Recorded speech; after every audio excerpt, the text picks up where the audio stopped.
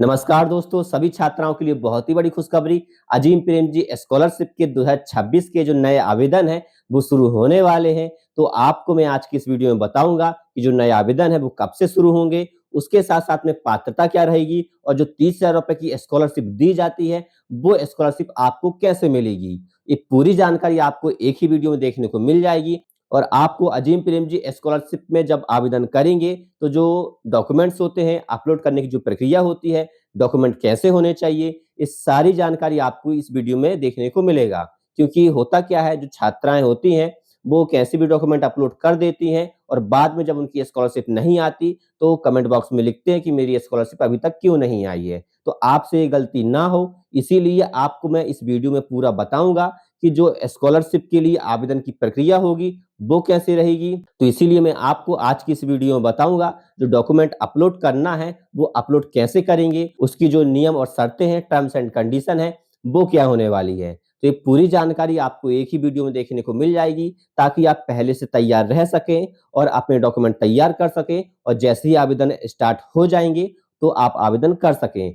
और मैं आपको आगे चल के एक और वीडियो बनाऊँगा कि आप घर बैठे ही आवेदन कर सकते हैं, जब आवेदन स्टार्ट हो जाएँगे। तो इस वीडियो को शेयर करना, अच्छी लगे तो लाइक करना, कोई डाउट्स हो तो कमेंट बॉक्स में ज़रूर लिखना और उसके साथ-साथ में व्हाट्सएप चैनल को जॉइन करना, उसका लिंक डिस्क्रिप्शन में कमेंट बॉक्स में पिन कर दिया है, तो जॉइन ज़रूर करना। तो ज़्यादा देर ना करते हुए वीडियो को स्टार्ट करते हैं। अब आपको अपने मोबाइल, लैपटॉप, डेस्कटॉप में कोई सा ही ब्राउज़र ओपन कर लेना है और आपको उसमें सर्च करना है अजीम प्रेमजी स्कॉलरशिप। ये आपको सर्च कर लेना है। इसका लिंक मैं आपको डिस्क्रिप्शन में दे दूंगा, ताकि क्लिक करके आप डायरेक्ट होम पेज पर ही पहुंचेंगे। तो यहाँ पर आप देखेंगे अजीम प्रेमजी फाउंडेशन .org का जो ऑफिशियल लिंक है वो यहाँ पर आ चुका है। अब आपको इस पर क्लिक कर देना है। ये देखिए, जैसे ही आप क्लिक करेंगे तो इस प्रकार का जो पेज है वो आपको दिखाई देगा। तो यहाँ पे आपको अपना जो लैंग्वेज वो चॉइस कर लेना है और आप यहाँ पर नीचे आएंगे। जैसे ही आप थोड़ा नीचे आते हैं तो यहाँ पर आप देखेंगे छात्राओं को कॉलेज शिक्षा जारी रखने में सहायता करने के लिए एक पहल। तो आपको मैं बताना चाहता हूँ, अजीम प्रेमजी फाउंडेशन जो स्कॉलरशिप देता है तो वो सभी छात्राओं को देता है, मतलब कि जो गर्ल्स होती हैं उनको ये स्कॉलरशिप दी जाती है और कॉलेज शिक्षा जारी रखने के लिए ये सहायता प्रदान की जाती है। और जो स्कॉलरशिप है वो कितनी मिलेगी, तो यहाँ पर आप नीचे यहाँ पे पढ़ेंगे तो यहाँ पर आप देखेंगे शिक्षा हासिल करने के लिए मदद के तौर पर वार्षिक 30,000 रुपये की सहायता की जाती है। और ये 30,000 रुपये की जो हेल्प है, 30,000 रुपये की जो स्कॉलरशिप है, आपको 2 समान किस्तों में दी जाती है। मतलब कि 15-15 हज़ार रुपये की 2 किस्तों में आपको ये वाली जो स्कॉलरशिप है वो आपको मिलेगी। और ये स्कॉलरशिप 100% मिलती है यदि आप पात्रता रखते हैं, यदि आप एलिजिबल रखते होंगे तो आपको मिलेगी। क्योंकि मैंने और भी इसके ऊपर वीडियो बनाई हुई है, आप मेरे चैनल में जाके पिछली वीडियो देख सकते हैं। उसमें कई छात्राओं की स्कॉलरशिप आई हुई है, कई छात्राओं को बेनिफिट मिला हुआ है। तो आपको मैं और भी जानकारी आगे बताता हूं। तो आप और नीचे यहां पर देखेंगे तो यहाँ पर आप देखेंगे विशेष सूचना यहाँ पर आपको दी गई है। यहाँ पे जैसे कि आप देखेंगे वर्ष 2026 स्कॉलरशिप बैच के लिए आवेदन अगस्त 2026 में शुरू होंगे। और पात्रता, पात्र क्षेत्र, आवश्यकता दस्तावेज तथा आवेदन की तिथियों की जानकारी के लिए नीचे देखें। तो आपको मैं यहाँ पे नीचे दिखाना चाहता हूँ। तो यहाँ पर आप देखेंगे जो नए आवेदन है वो कब से स्टार्ट होंगे। 2026 में जो नए आवेदन है अजीम प्रेमजी स्कॉलरशिप के लिए, वो आवेदन स्टार्ट होने ही वाले हैं। तो यहाँ पर आप देखेंगे वर्ष 2026 स्कॉलरशिप बैच के लिए राउंड 1 के आवेदन 10 अगस्त 2026 से 31 अगस्त 2026 तक खुले रहेंगे। तो Azim Premji scholarship first round 2026 के नए आवेदन 10 अगस्त से 31 अगस्त के बीच में होने वाले हैं। तो ये बहुत ही बड़ी खुशखबरी है सभी छात्राओं के लिए जो इसके लिए एलिजिबल रहेंगी। तो एलिजिबल कौन कौन रहेगा इस स्कॉलरशिप में आवेदन करने के लिए, पात्रता कौन कौन रखता है, पात्रता क्या क्या रहेगी, इसकी पूरी जानकारी मैं आपको आगे इस वीडियो में बताने वाला हूं। तो इस वीडियो को पूरा जरूर देखना है और इस वीडियो में बने रहना है ताकि आपको जानकारी पूरी मिले। क्योंकि अभी मैं आपको बताना चाहता हूं, बहुत सारी छात्राएं ऐसी हैं जिन्होंने 2025 और 2026 सेकेंड राउंड में आवेदन किया था तो उनकी स्कॉलरशिप नहीं आई है।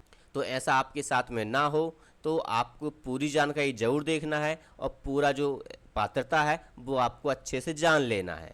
तो आप यहाँ पर नीचे आएंगे तो यहाँ पे आपको नीचे आना, तो यहाँ पर लिखा हुआ है पात्रता। तो अच्छे से आपको समझना है जिन छात्राओं ने स्थानीय सरकारी स्कूलों या कॉलेज से 10वीं और 12वीं कक्षा नियमित विद्यार्थी के रूप में पास होना अनिवार्य है।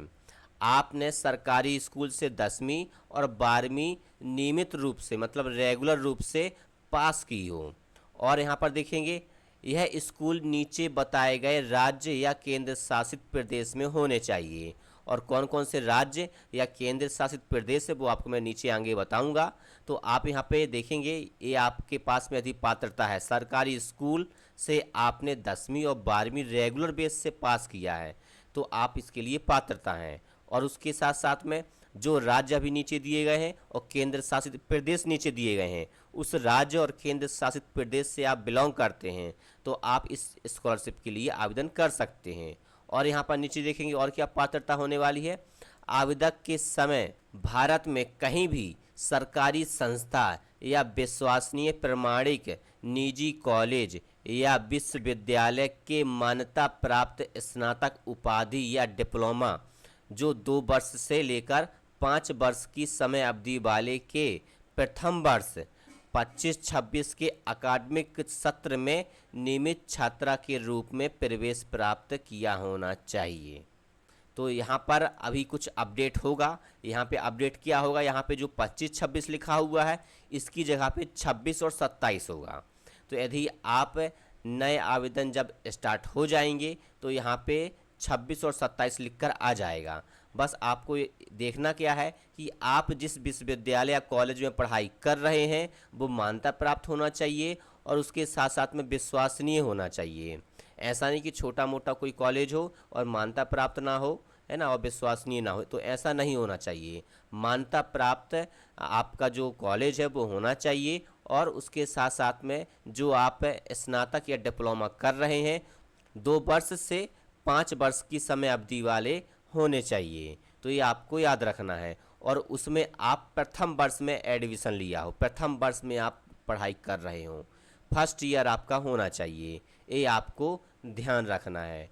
और अकादमिक जो सत्र है आपका 26 और 27 होना चाहिए, तब आप इसके लिए पात्रता रखते हैं। और यहाँ पर देखेंगे नियमित छात्रा के रूप में प्रवेश प्राप्त होना चाहिए, मतलब कि आपका जो पढ़ाई है वो प्राइवेट नहीं होना चाहिए, रेगुलर बेस में होना चाहिए। जैसे कि कई छात्राएं क्या करती हैं, अपना जो ग्रेजुएशन है वो प्राइवेट मोड में करती हैं, तो ऐसा नहीं होना चाहिए। नियमित रूप में रेगुलर बेस में होना चाहिए, तभी आप इसके लिए पात्रता रखते हैं। और यहाँ पर नीचे आप आएंगे तो यहाँ पर आप देखें राज्य और केंद्र शासित प्रदेश, तो इन राज्यों से और इन केंद्र शासित प्रदेशों से आप होने चाहिए। और अभी आप देखेंगे यहाँ पे दिल्ली भी ऐड हो चुका है, दिल्ली NCT ये ऐड हो चुका है और एक राज्य और है जो अभी ऐड हुआ है। तो इन राज्यों से और इन केंद्र शासित प्रदेशों से आप बिलोंग करते हो तो आप इसके लिए पात्रता रखते हैं। और नीचे आप आएंगे तो यहाँ पर आप देखेंगे जरूरी दस्तावेज, तो कौन कौन से दस्तावेज आपके लगने वाले हैं ताकि आप पहले से तैयारी करके रख सकें वो डॉक्यूमेंट, और जैसे ही वो डेट आए और आप आवेदन कर सकें। तो उसके लिए आप नीचे यहाँ पर आएंगे तो यहाँ पर आप देखेंगे पासपोर्ट आकार का फ़ोटो, और जो फ़ोटो आपका रहेगा 2x2 इंच के रंगीन फ़ोटो की स्कैन कॉपी। ध्यान रहे कि यह फ़ोटो 6 महीनों से ज़्यादा पुराना नहीं होना चाहिए। इस फ़ोटो में आवेदक के चेहरे का सामने वाला हिस्सा साफ साफ दिखाई देना चाहिए। आवेदक सेल्फी दूसरे तस्वीर से काटी गई, एडिट की गई, फिल्टर लगी हुई, इमोजी लगी हुई, किसी भी दूसरे व्यक्ति के साथ ली गई चेहरा ढकी हुई तस्वीर बिल्कुल प्रस्तुत ना करें।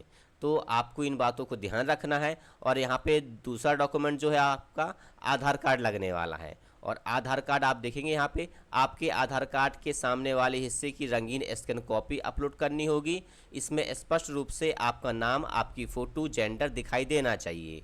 और यहाँ पे कृपया आधार कार्ड की photo copy, black and white copy, screenshot या लॉक की हुई कॉपी स्कैन अपलोड ना करें। और यहाँ पे देखेंगे, इसको नेक्स्ट करेंगे, आगे बढ़ें।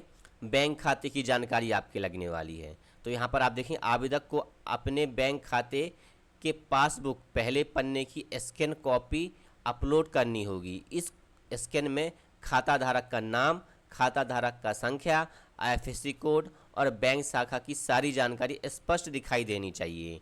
अगर आपके पास में पासबुक नहीं है या आपकी पासबुक पर यह जानकारी नहीं छपी हुई है या हाथों से लिखी हुई है या साफ साफ नहीं देखी जा सकती है, तो अपने बैंक की शाखा से पिछले 1 महीने का बैंक स्टेटमेंट हासिल करें और उसका स्कैन प्रस्तुत करें। इस स्कैन में खाता धारक का नाम, खाता संख्या, IFSC कोड और बैंक शाखा की सारी जानकारी स्पष्ट दिखाई देनी चाहिए। अस्पष्ट हाथों से लिखे हुए, अपठनीय, काट छांट कर दोबारा लिखे हुए दस्तावेज प्रस्तुत ना करें। ध्यान रखें कि आपका बचत खाता किसी अनुसूचित वाणिज्यिक बैंक हो और वह सक्रिय हो, तो इन बातों का आपको ध्यान रखना है। और नेक्स्ट करेंगे आप तो 10वीं कक्षा की मार्कशीट यानी अंक तालिका, तो यहाँ पे इसकी भी टर्म्स एंड कंडीशन दी गई है। 10वीं कक्षा की अंक तालिका मुख्य पृष्ठ का स्कैन अपलोड करें। यह स्कैन बिल्कुल स्पष्ट और इसमें किसी भी तरह की एडिट या काट छाट बिल्कुल नहीं होना चाहिए, तो इन बातों का आपको ध्यान रखना है। और फोटो कॉपी बिल्कुल भी अपलोड ना करें और एडिट की हुई बिल्कुल भी अपलोड ना करें, इन बातों का आपको ध्यान रखना है। इसी प्रकार से 12वीं कक्षा की मार्कशीट यानी अंक तालिका आपको अपलोड करना है, तो इन बातों को आपको अच्छे से पढ़ लेना है और ध्यान रखना है। और नेक्स्ट करेंगे आप तो यहाँ पर आप देखेंगे कॉलेज या विश्वविद्यालय में प्रवेश का प्रमाण, तो यहाँ पर आप देखेंगे नीचे अपने कॉलेज से प्राप्त प्रवेश शुल्क फीस की रसीद या बोनाफाइड प्रमाण पत्र लेकर अपलोड करें। तो आपको ध्यान रखना है, जब भी आप एडमिशन लें, अभी एडमिशन लेंगे या एडमिशन लिया होगा, तो आपको प्रवेश शुल्क की जो रसीद होती है, प्रवेश प्राप्त करने वाली जो शुल्क रसीद होती है, ऑनलाइन भी मिलती है, ऑफलाइन भी मिलती है, जो भी आपके कॉलेज में जैसा भी उपलब्ध हो, तो वो आपको अपने पास में रखना है, वो आपके पास में होना ज़रूरी है। या फिर बोनाफाइड प्रमाण पत्र लेकर अपलोड करना है आपको, तो इन दोनों में से कोई एक आपके पास में होना ज़रूरी है। और यहाँ पर देखें, इस दस्तावेज पर आपका नाम होना चाहिए, कॉलेज का नाम भी होना चाहिए, की जा रही डिग्री का नाम होना चाहिए और अकादमिक वर्ष जो है आपका, मतलब कि 26 और 27 लिखा होना चाहिए।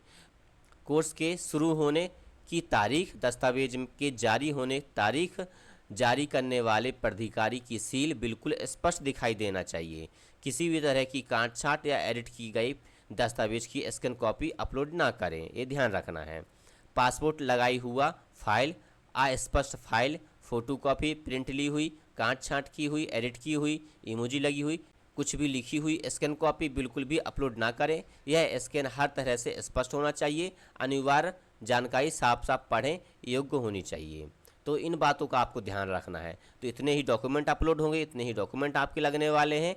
और ये जो पूरा टर्म्स एंड कंडीशन दिए गए हैं, दिशा निर्देश दिए गए हैं, इनका आपको पालन करना विशेष रूप से, क्योंकि होता क्या है, डॉक्यूमेंट आप चाहे जैसे अपलोड कर देते हैं और बाद में आप बोलते हैं, कमेंट करते हैं कि मेरा स्कॉलरशिप नहीं आया, मेरा ये दिक्कत हो गया, वो दिक्कत हो गया, तो ऐसा बिल्कुल भी ना करें ताकि आगे चल के कोई दिक्कत हो। तो इन बातों का आपको विशेष कर ध्यान रखना है, क्योंकि पिछले बार कई छात्राओं के साथ में ऐसा हुआ है। तो आप मेरे पिछली वीडियो देख सकते हैं, उसमें कई कमेंट आए हुए हैं कि मेरी स्कॉलरशिप नहीं आई है और कारण यही था, तो आपको ध्यान रखना है। और नीचे आप आएंगे तो यहाँ पे कुछ क्वेश्चन दिए गए हैं, यदि अक्सर पूछे जाने वाले सवाल, यदि आपके कुछ क्वेश्चन हो अजीम प्रेमजी स्कॉलरशिप से संबंधित, तो यहाँ पर कुछ क्वेश्चन दिए गए हैं, इसी में प्लस में क्लिक करेंगे तो उसके आंसर भी आपको यहाँ पर मिल जाएंगे, तो आपको यहाँ से आंसर प्राप्त कर लेने हैं। या फिर आप कमेंट बॉक्स में लिखिएगा जो भी क्वेश्चन हो आपके, तो मैं उसका आंसर आपको ज़रूर दूंगा। और नीचे आप आएंगे तो यहाँ पे पूछताछ में आप अपना नाम, ईमेल, फ़ोन नंबर मतलब मोबाइल नंबर, संदेश, जो भी आपके क्वेश्चन है वो आपको डाल देना और सबमिट करे पर आप क्लिक करेंगे तो ईमेल के माध्यम से जो पूर्व आपको तो ईमेल के माध्यम से जो आपका क्वेश्चन है वो पहुंच जाएगा और ईमेल के माध्यम से ही आपको आंसर मिल जाएगा। और ऊपर आप आएंगे तो यहाँ पर आप देखेंगे हमसे संपर्क करें, आपके सवाल पूछें और व्हाट्सएप, यदि आप व्हाट्सएप के माध्यम से कांटेक्ट करना चाहते हैं, कुछ क्वेश्चन आपके हैं, कुछ डाउट्स आपके हैं, तो व्हाट्सएप के माध्यम से भी आप इनसे संपर्क कर सकते हैं, मैसेज कर सकते हैं। तो इस प्रकार से 2026 में आप एक अपना नया आवेदन कर सकते हैं। यदि आपने 10वीं क्लास और 12वीं क्लास रेगुलर बेस में आपने किसी सरकारी स्कूल से किया है तो आप इसके लिए एलिजिबल है। और बाकी मैंने आपको पूरी जानकारी बता दी। यदि कोई डाउट्स हो तो आप कमेंट बॉक्स में लिखिएगा, उसका आंसर मैं आपको ज़रूर दूंगा। और जैसे ही नए आवेदन शुरू हो जाएंगे, सबसे पहली वीडियो आपको मेरे ही चैनल पर देखने को मिलेगी, तो आप चैनल को सब्सक्राइब कर ज़रूर रखना ताकि आप घर बैठे ही आवेदन कर सकें। उसका पूरा जानकारी मैं आपको वीडियो के माध्यम से बताऊँगा। तो आप चैनल को सब्सक्राइब करें, वीडियो को लाइक करें। उसके साथ साथ में मेरे व्हाट्सअप चैनल को ज्वाइन करना है, उसका लिंक डिस्क्रिप्शन में कमेंट बॉक्स में पिन कर दिया है। उसमें सरकारी योजनाओं से संबंधित, टैक्स से संबंधित, वैकेंसियों से संबंधित, स्कॉलरशिप से संबंधित और किसानों से संबंधित सभी प्रकार की महत्वपूर्ण जानकारियाँ सबसे पहले मिलती है, तो ज्वाइन जरूर करें। तो अब मिलते हैं नेक्स्ट वीडियो में। Okay, thank you.